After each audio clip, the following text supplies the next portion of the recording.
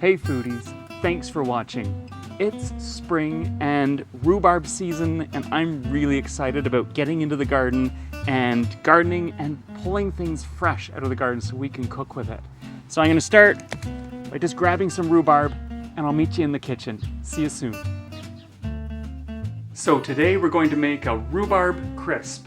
You wanna start by taking all of the rhubarb you've got and slicing it into between 1.5 to 2.5 centimeter or roughly 1 inch pieces.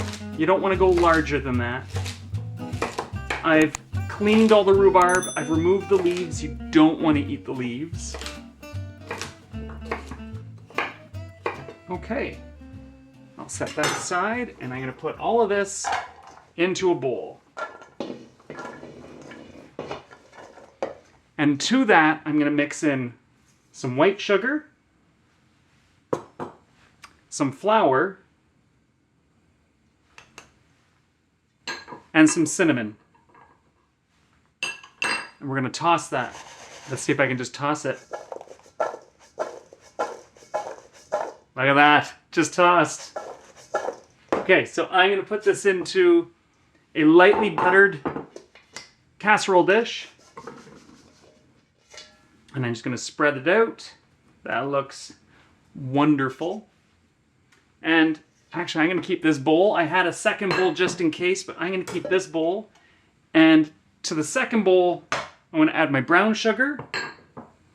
Let's get rid of that. A little bit more flour.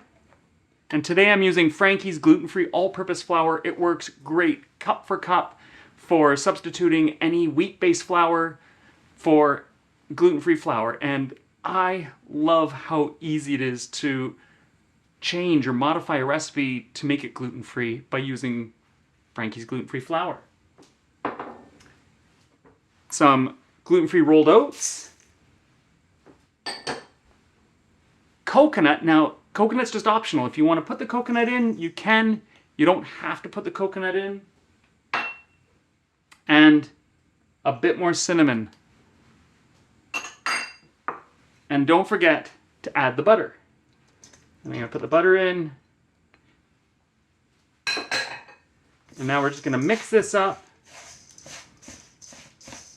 And this is the topping. Here, what I'll do is I'll just break it up with my fingers. You can see I'm just rubbing it between my fingers lightly just to break the bigger chunks of butter up. Look at that. There we go. It's coming along nicely.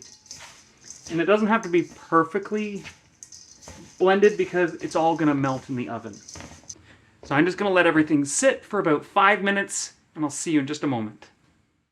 So I've let the rhubarb sweat a little bit for about 15 minutes and you can see it's getting a lot softer and the sugar is going to pull the juices out of it, so it's actually going to get a lot more tender. So now I just want to take my topping and I want to pour it right on top.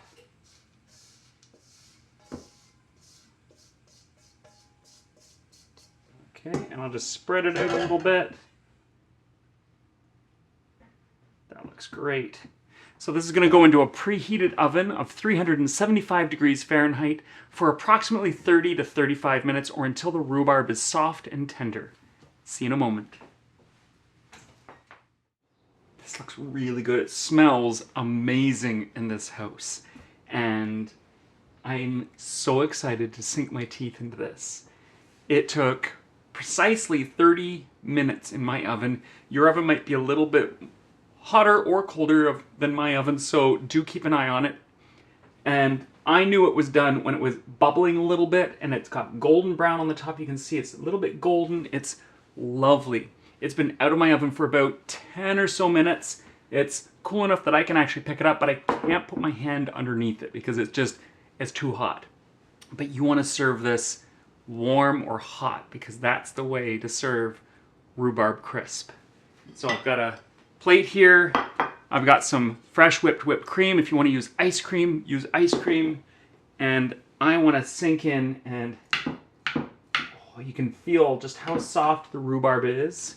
It's done exactly what it's supposed to do. And let's scoop this. I could see if you wanted to fancy this up a little bit, serving it in like a martini glass and serving it for dinner, like as a dessert for dinner. Oh my goodness, that'd be so fancy looking. And it smells so good. Okay, well, I'm gonna put a dollop of whipped cream on here. And that looks absolutely divine.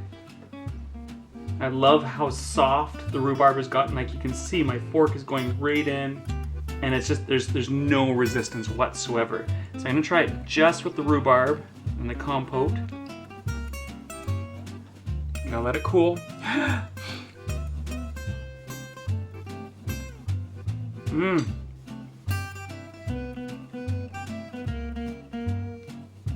It's sweet and tart at the same time. It's exactly what you would think with rhubarb. What I really like about it is it's always a guessing game when it comes to rhubarb of how much sugar or sweetness to put in it to offset that tartness or the sourness. And this is like the perfect amount. So I'm gonna add it with a little bit of whipped cream, which is melting like crazy. Mmm. Mmm. Oh my goodness, I could have this whole plate. Oh, thanks for watching. Rhubarb crisp part 2.